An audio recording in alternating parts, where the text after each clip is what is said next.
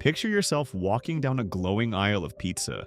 Boxes stacked, tall colors, bright promises loud. Everyone looks tasty. Everyone looks safe. It feels impossible to choose wrong. So you reach for the familiar name, the chain you have trusted for years. Surely the big brands are careful. Surely popularity means protection. But here's the bitter truth, the one that seems safest can carry the deepest cracks. Behind the cheese and slogans, you find lawsuits, labor violations, even health inspectors forcing stores to shut their doors. And that's not one mistake. From hidden wage schemes at Pizza Hut, to sewage backing up in a Domino's basement, to Papa John's executives dragged into courtrooms, each story reveals how thin the crust of safety really is. In this video, we expose the truth behind 7 of America's biggest pizza names. Because when the sauce is stripped away, some of these chains look more like a trap than a dinner. Number 1. Domino's Pizza. On September 4th, 2025, health inspectors walked into a Domino's in Allegheny County, Pennsylvania. What they found was not pizza, it was sewage. Grease from a broken trap spilling into the basement. Wastewater pooled across the floor. A black mold-like substance creeping along the walls. The smell was so overpowering the order was immediate, shut it down. The words stamped on the official notice were cold and blunt, imminent hazard.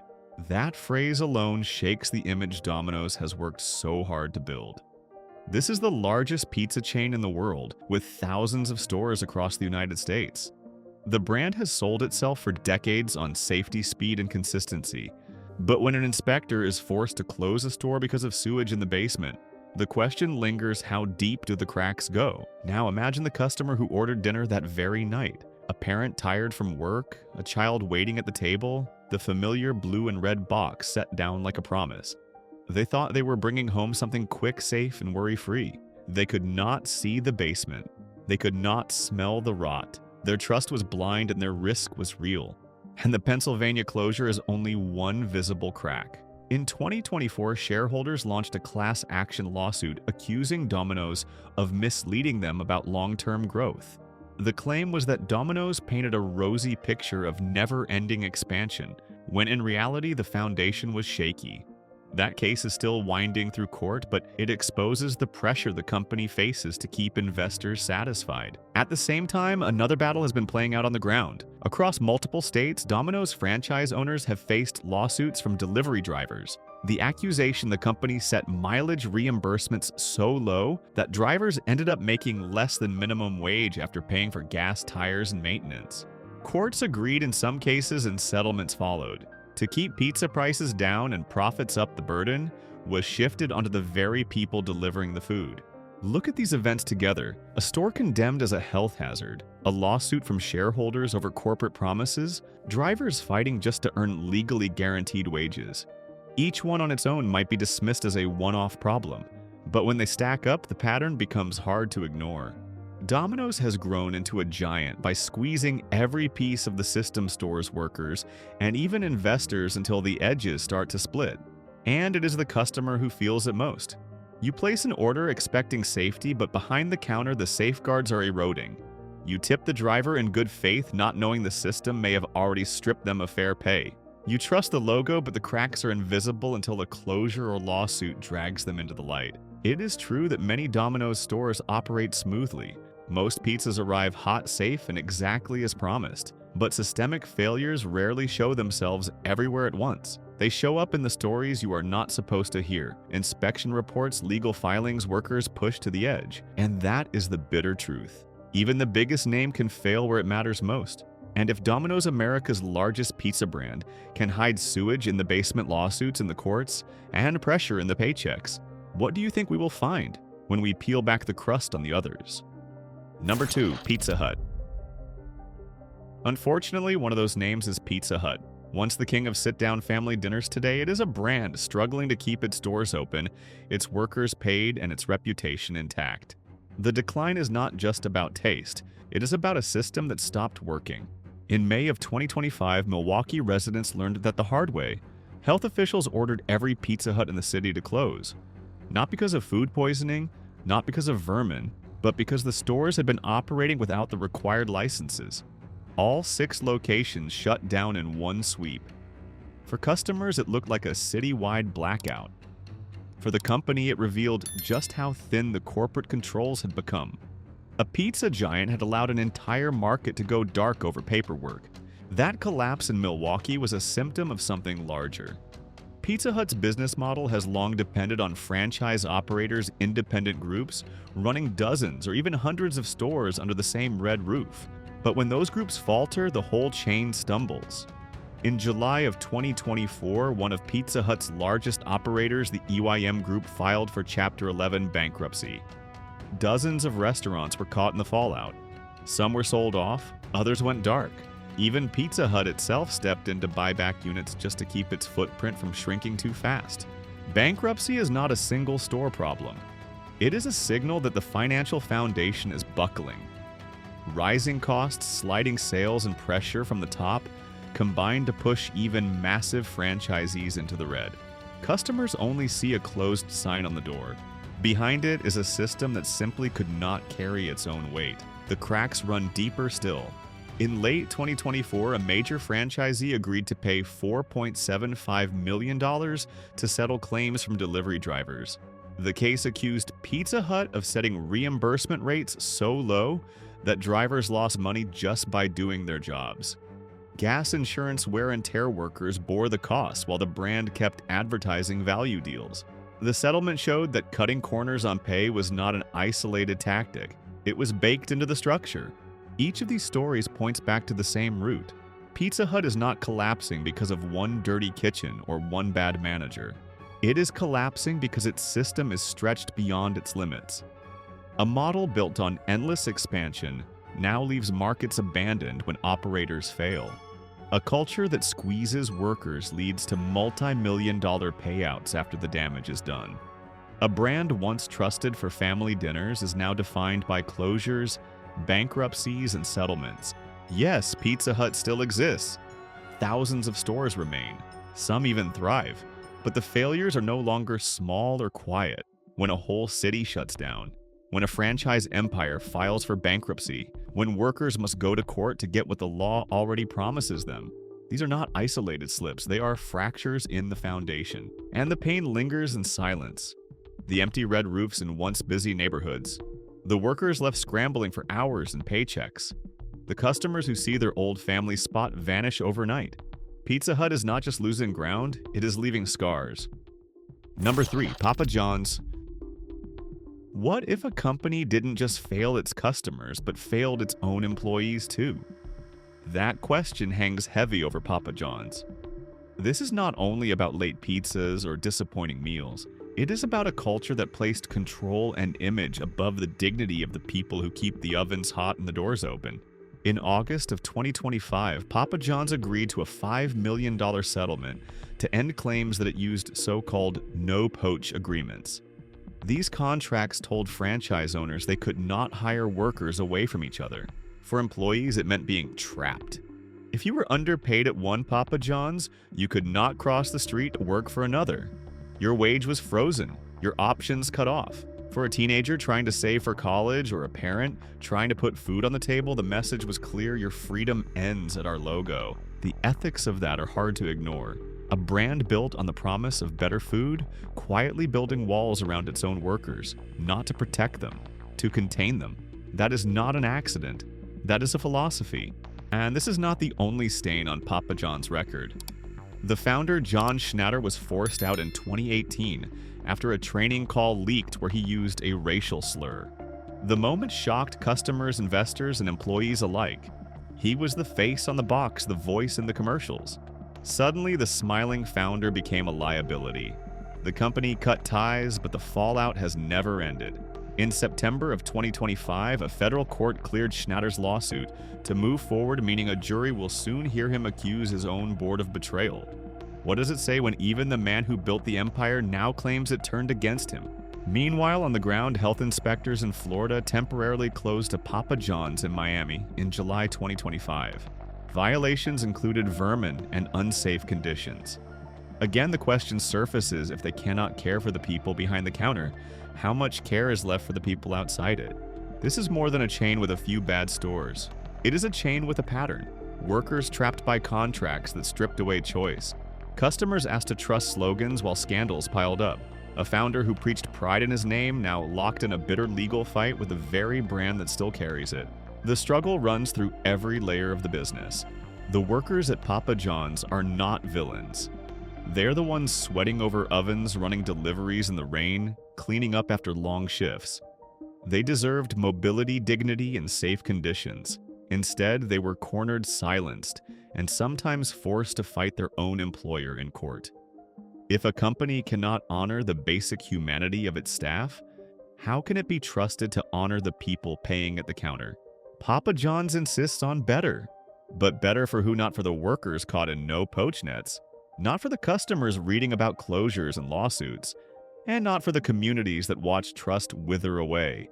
Because when a brand rots from the inside, no slogan, no settlement, and no rebranding can mask the smell forever. And Papa John's is not the only chain facing that question. Number 4. Little Caesars. If you think Papa John's is the worst when it comes to treating its workers, take a breath. You have not met Little Caesars. This chain is marketed as cheap and convenient, the place where a family can walk in and grab a hot and ready pizza without waiting. But that low price has to come from somewhere. And when you pull back the curtain, the cost is carved out of workers' kitchens and corners that should never be cut. In January of 2025, a Michigan franchisee was hit with more than $26,000 in federal penalties. Investigators found teenagers working dangerous equipment they were not legally allowed to touch and being kept on the clock long past permitted hours. In a brand built on selling to families and children, it was children themselves who were being put at risk. The health code has not fared much better. In the summer of 2025, stores in California and Texas were forced to close after inspectors found infestations of roaches and rodents. Local reports described unsanitary kitchens conditions, unfit for any food service yet still serving customers until the shutdowns came. For a brand whose appeal is speed and simplicity, the rush to deliver had already spilled over into carelessness. And then there are the quieter violations of trust. In Illinois, the company has faced lawsuits over misuse of biometric data, with customers and workers alleging fingerprint scans were handled without proper consent.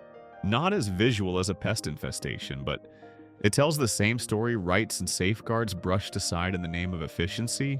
Put together, these are not random slip-ups. They are the predictable outcomes of a system built around being the cheapest big chain in the country. Little Caesars promises fast, ready-to-go pizza at a price no competitor dares match. To hold that line, the process has to bend. Labor is pushed to its limit. Oversight is weakened. Cleanliness and safety become negotiable. What looks like convenience at the counter often masks exploitation in the kitchen. Customers notice too. Online, the complaints pile up. My pizza was raw in the middle. They rushed me out with a cold pie. The store was filthy. I'll never go back. These aren't isolated gripes.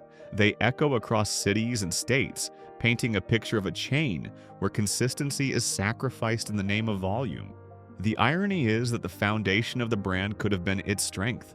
Affordable pizza is not a crime. It could have made Little Caesars the people's choice, the working family's ally. But when profit becomes a razor slicing away at wages, safety, and care, it cuts too deep. What should have been an advantage becomes a liability. There is still time for Little Caesars to turn the oven around. The demand for cheap, quick meals is not going away, but the company faces a mess of its own, making labor violations, pest-ridden closures, lawsuits, and a reputation that grows thinner every year. And that leaves us with a bitter reminder. In pizza, as in life, sometimes the deal that looks like a bargain ends up costing the most. In other words, cheaper is not wiser. Number 5. Chuck E. Cheese. Once upon a time, a trip to Chuck E. Cheese was more than pizza. It was a birthday party wrapped in flashing lights and laughter. The animatronic band played songs off-key but unforgettable. The stage glowed, kids cheered, parents watched with a smile knowing this place belonged to their children. But walk into many Chuck E. Cheese locations today and that magic is gone. The robots are silent. The curtains are pulled. The band has been dismantled piece by piece until only 5 locations in the entire country still carry the old tradition. In their place, flat screens, digital noise, and a bar stocked with beer and wine.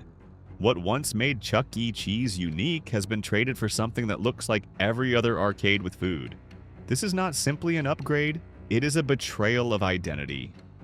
Chuck E. Cheese was never about being sleek or modern. It was about kids watching a clumsy mouse and his robot friends sing birthday songs off a stage that felt like theater. It was about imperfection that somehow became magic. Strip that away and you strip away the reason generations of families showed up in the first place. The company claims kids today prefer digital entertainment over outdated animatronics. Maybe.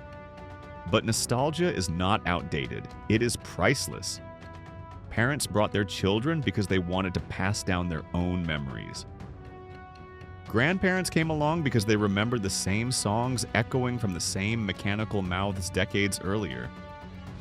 That was the bond. It was family layered across generations. Now that bond is severed, and the shift has not stopped with the band. Chuck E. Cheese is pushing a new direction menus with beer and wine promotions aimed at adults' expansions overseas. A place once built to be a child's dream has been reshaped into a corporate idea of family dining with extras. But who was asking for that? Were children begging for a pint of lager with their tokens? Or was it executives searching for another way to squeeze dollars from a brand that no longer trusts its own roots? The disappointment runs deeper than decor. For parents, it feels like a bait and switch. They thought they were giving their kids the same magic they once had. Instead, they walk into a space stripped of heart, polished but hollow. For children, it is just another arcade no different from the one at the mall. And for the company, it is a gamble betting that short-term profit matters more than long-term loyalty. Chuck E. Cheese survived bankruptcy. It could have rebuilt itself on the very memories that carried it through generations. Instead, it is abandoning them. That is not modernization, that is erasure. A false identity dressed up as progress. Yes, the food is still there. Yes, the games still light up. But when the core of a brand is gutted, the shell that remains feels empty. What you get is not joy, not family, not tradition. What you get is pizza with a side of silence and a stage where the lights never rise again. And the sting is this: sometimes the most painful betrayal isn't when a brand fails you. It's when it stops even pretending to be the thing you loved. Number 6, California Pizza Kitchen. Step into a California Pizza Kitchen and you feel the difference immediately. Sleek decor, bright salads, specialty pizzas topped with things you don't usually see at the big chain's avocado artichoke Thai chicken. The menu and the atmosphere both whisper the same word, premium, but the reality does not always match the illusion. Take a closer look and the cracks appear. In Southern California, multiple locations have received downgraded health grades, slipping to a B for mistakes as basic as holding food at unsafe temperatures. For a chain that charges more than Domino's or Little Caesars, that kind of lapse doesn't just look sloppy, it looks fraudulent. Compare it to true premium pizzerias, the independent shops where ovens burn hot and fresh mozzarella is made on site. Those kitchens wear their cleanliness and consistency like armor.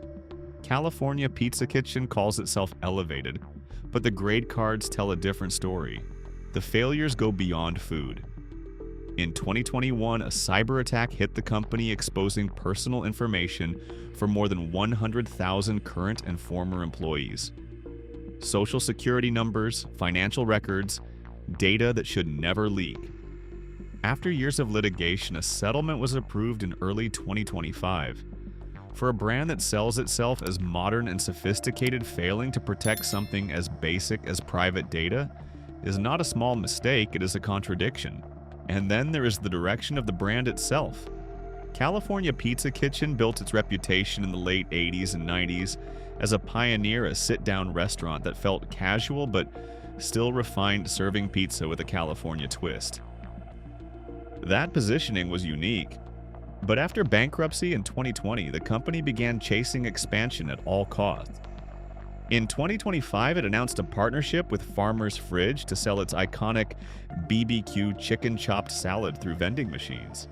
A dish once meant to be enjoyed at a table is now stuffed behind plexiglass waiting for a credit card swipe.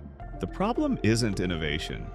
True premium brands innovate all the time: seasonal ingredients, wood-fired ovens, new flavor profiles. The problem is identity. A restaurant that calls itself premium cannot at the same time look like fast food. It cannot charge gourmet prices while delivering average service. It cannot promise sophistication while cutting corners that betray the very promise on which it was built. Customers feel it too. Online reviews echo the same complaint: prices are high, but portions are small. It doesn't taste different from a mall food court. I expected more for what I paid. These voices sting because they reveal the illusion breaking in real time. When customers compare the bill to the experience, they see that the numbers don't add up. And at the root of it all is a system stretched too thin.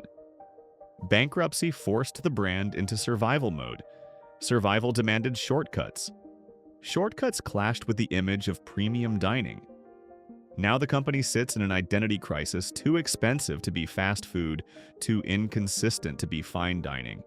California Pizza Kitchen still has potential. The brand is recognized. The menu can be creative. But until it aligns promise with performance, premium will remain a costume, not a core. Because in pizza, as in business, there's nothing worse than paying for luxury and getting cafeteria. Number 7. Marco's Pizza. Marco's Pizza is often described as the rising star. Slick marketing promises of fresh ingredient surveys, claiming it tastes better than Domino's or Pizza Hut. For many families, it feels like the safer bet. But when judging a brand, it pays to look deeper than the flavor on your plate. In November of 2024, the U.S. Department of Labor announced that a Knoxville, Tennessee franchisee of Marco's had been fined more than $200,000. The reason: child labor violations. Investigators found minors assigned to clean and operate dangerous machines and kept working hours far beyond what the law allowed. These were not small mistakes. They were children put into harm's way so that schedules could be filled and costs could be cut. That case pulled back the curtain on how Marco's operates under pressure. The chain has grown faster than almost any competitor opening new stores across the country. But rapid growth carries risks. Franchisees stretch thin. Training slips. Corners get shaved to keep up with ambitious targets set from above. When teenagers end up in hazardous jobs, the promise of growth starts to sound more like exploitation. And those cracks don't stop with labor. In recent years, Marco's has been dragged into disputes over unpaid leases and landlord lawsuits, signs that not all franchisees can keep the math balanced. Local inspection reports in some states show lapses too: improper food storage, sanitation issues, low scores in the 80s. On paper, Marco's is expanding. On the ground, many stores are struggling to stand steady. The temptation is to focus only on taste. After all, most customers don't know about lawsuits or inspections. They know how the pizza looks and how it lands on the tongue. But food quality alone never tells the whole story. A company that squeezes minors into unsafe shifts will not hesitate to squeeze a customer's trust. A chain that leaves its franchisees hanging may not worry about leaving your community behind. The way a brand treats the people in its kitchens is often the clearest window into how it views the people across the counter. There is a lesson here worth holding on to. When a company claims to be fresher, faster, or better, don't just ask how the pizza tastes. Ask how the workers are paid. Ask whether safety is respected. Ask if growth is built on solid ground or on the backs of people who have the least power to resist. If the answers fall short, the food on the table is not as safe as it looks. Marco's Pizza is still rising. It could become a stronger, more responsible player if it chose to slow down and build on dignity rather than shortcuts. But until then, customers have to see through the glow of advertising and ask harder questions. Because in the end, pizza is simple. But the systems that deliver it are not. And the truth is this: a brand that won't respect its workers cannot truly respect its customers. We have walked through 7 of the biggest names in American pizza. At every turn, the pattern is clear. Quality is not just about taste. It is not just cheese that melts or crust that crisps. Real quality is built in the unseen places: how workers are treated, how kitchens are maintained, how data is protected, how tradition is honored. Those are the foundations that hold up every slice. As customers, it is easy to be dazzled by advertising, by slogans, by price tags. But the wiser view is broader. A meal is not only what sits in front of us, it is the system that produced it. And if that system is cracked, then no topping can cover the rot. So the next time you choose a pizza, look beyond the box. Because the truest measure of a brand is not just the food it serves, but the respect it shows to its workers, to its customers, and to its own promises. This video does not promote division within the United States or encourage segregation. All content is presented for the purpose of exploration, analysis, and fostering discussion based on current events, public sentiment, and social trends. We fully respect the United States Constitution and all federal regulations. If today's analysis made you think, drop a comment so we can keep the conversations going. And don't forget to like, subscribe, and hit the bell so you will never miss our next independent deep dive.